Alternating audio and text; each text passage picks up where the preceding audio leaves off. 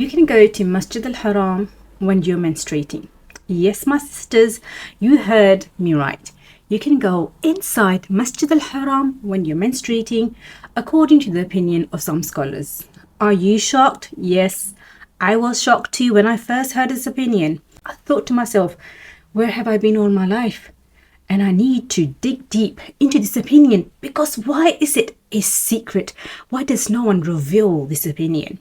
So today's video, it's all about the mas'ala, if a menstruating woman can enter a masjid or not. Bismillah, salatu wassalam ala Nabi Muhammadin sallallahu alayhi wasallam. Assalamu alaikum, I'm Sa'ika, a qualified alima. And today's video is divided into 4 parts. In the first part, I will present to you the different opinions regarding this mas'ala. Second part, the evidence of those who say it's impermissible.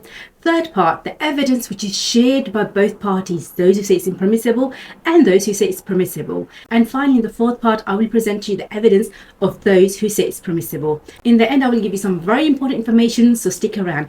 Also, if you're interested in comparative fiqh like I am, then I have some more videos. I'll put the link in the description box. Do check them out. Before I start, I do want to point out the scholars, when they talk about this mas'ala, there are 3 things they kind of go into more detail. The first is whether a woman can actually enter the masjid or not. Second, if she can just pass through the masjid or not. And thirdly, the difference between the musalla and the masjid. I only want to focus on the first part. Can a menstruating woman enter the masjid or not? Like for the Quran classes, etc. So let's get straight to our first part, the different opinions. Altogether, there are 3 opinions. And the most famous of these 3 is the opinion that it is impermissible for a menstruating woman to enter the masjid. And the reason it's the most famous is because the majority of the scholars of the 4 schools of laws are the proponents for it. However, I would like to point out that Imam Shafi'i and Imam Ahmad bin Hanbal had another riwayah, another opinion that it is permissible. And I also want to point out, it's nothing rare for these earlier scholars to have more than one opinion. However, the dominant opinion of the schools is that it is not permissible for a menstruating woman to enter the masjid. Second opinion, which is the complete opposite of the first one, is that it is permissible for a menstruating woman to enter any masjid. This is the opinion of Ibn Hazam from the Zahiriyya, Al-Muzani from the Shafi'iyya, Sheikh Al-Bani, Sheikh Akram Nadwi, Yusuf Al-Qardawi, and Dar al-Ifta Misriya. Moving on to the third opinion, and this is in between the 2.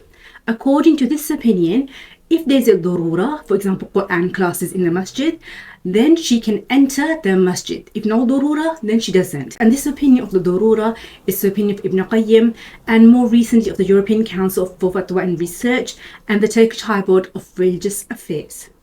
Now let's move on to the evidence. I want you to pay attention to the evidence.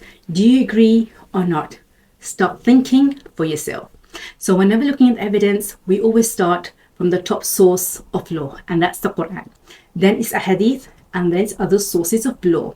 So the first evidence from the Quran is from Surah An-Nisa, ayah number 43, where Allah subhanahu wa ta'ala says, "Believers, do not draw near to the prayer while you're intoxicated, until you know what you are saying, nor while you are defiled, save when you are traveling, until you have washed yourselves." There's more part to the ayah, but that's the part we want to focus on. So the ayah is saying, "La taqrabu salah," don't approach salah. This group, they understand there is a missing word in the ayah, which is makan as-salah. Don't approach the place of salah. And they have taken this interpretation from some of the Sahaba, such as Abdullah ibn Mas'ud and Anas radiallahu anhuma. So once they've agreed on their interpretation that don't approach the place of salah, next what they do is qiyas.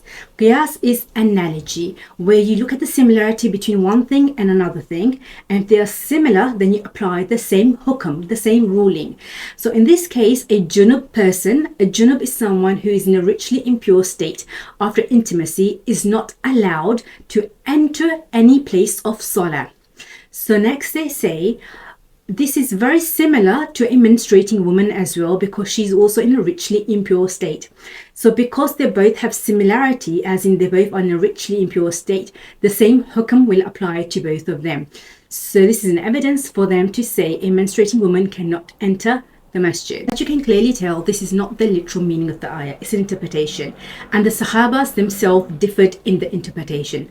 Ali radiallahu anh, he said this ayah, it's about salah and not makanu salah, because the whole context of the ayah was actually revolving around Ali radiallahu anh. So those who say this ayah is not an evidence to say that a menstruating woman cannot enter the masjid, so they take the literal meaning, which is don't approach salah and not the place of salah.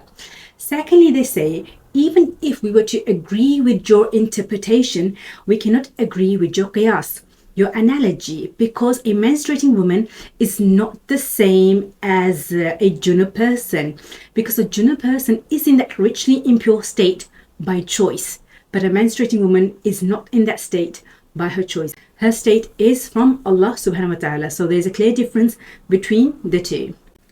The next evidence is a hadith. Now, I do want to point out, those who say it's impermissible, they actually do quote a lot of narrations, but most of these hadith are da'if, they are weak.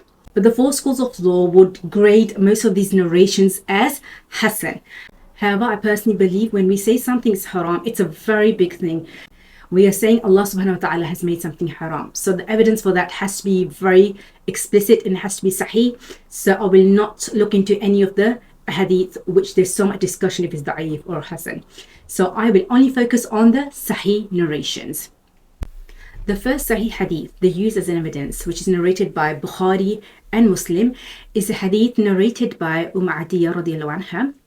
She said Rasulullah sallallahu alaihi wasallam commanded us on the two Eids to bring out the virgins and those who usually stayed in seclusion, but he told the menstruating woman to keep away from the prayer place, musalla, of the Muslims. According to these scholars, the musalla comes under the same ruling as the masjid.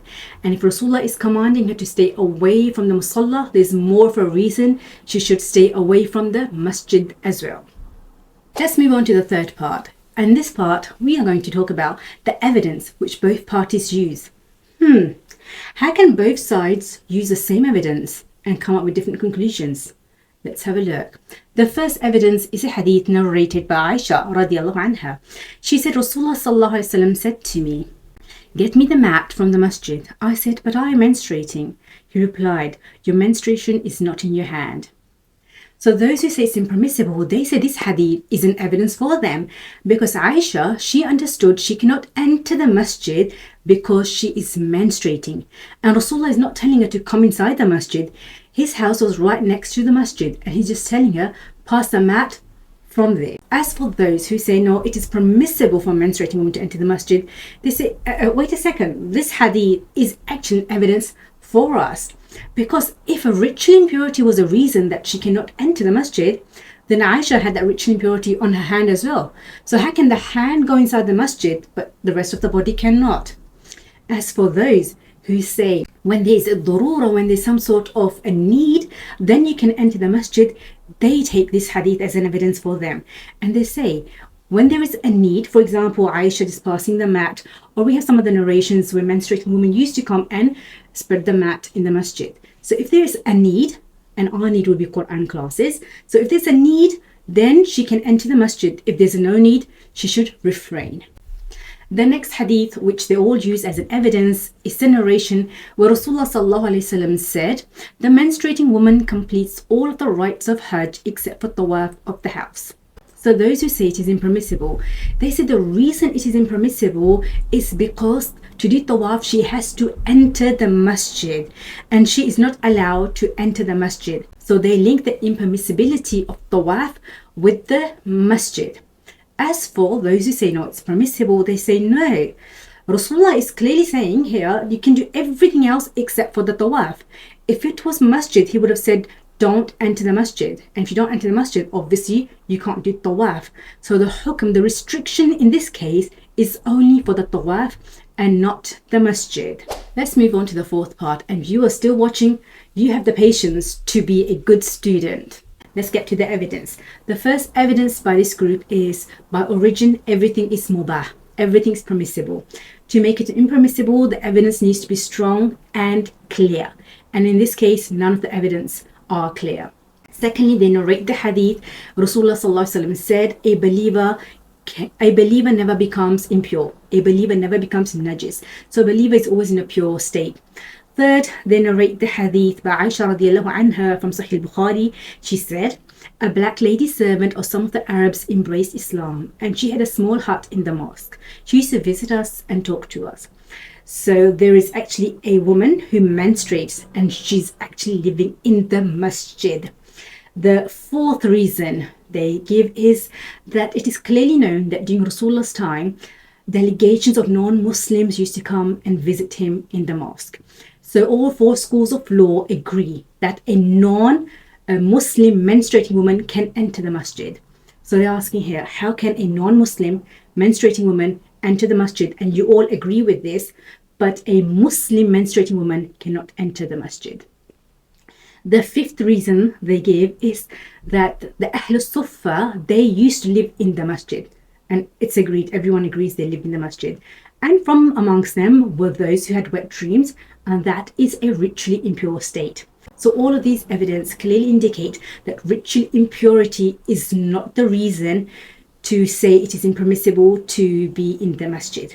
So in case some of those who say contamination is the reason why she cannot enter the masjid, and for that they also narrate a hadith that Aisha radiallahu anha, she said, one of the wives of Prophet Muhammad sallallahu alaihi wasallam practiced i'tikaf with him while she had bleeding in between her periods, istihada. She would see red blood, and sometimes we would put a tray beneath her when she offered the prayer.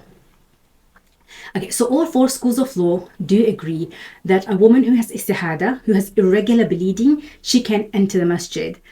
So clearly contamination is not the reason to say it's impermissible to enter the masjid. Obviously, she needs to, make sure she doesn't contaminate the masjid. So according to them, ritual impurity is not evidence, nor is contamination evidence to say it is impermissible to enter the masjid. Finally, I would give my little tiny humble advice that you are free to follow any school of law that you want to, that you actually do. But we need to be very careful that there are lots of different opinions within Islam. We need to respect these opinions, and we need to be tolerant of them, and we need to know how flexible, easy and beautiful our religion is. And there's never only one opinion which is right and everyone is wrong. But obviously we all have the choice to follow an opinion which we feel it's the most closest to what our religion actually says, what Allah subhanahu wa ta'ala wants from us. I hope it's beneficial. Take care. Assalamu alaikum.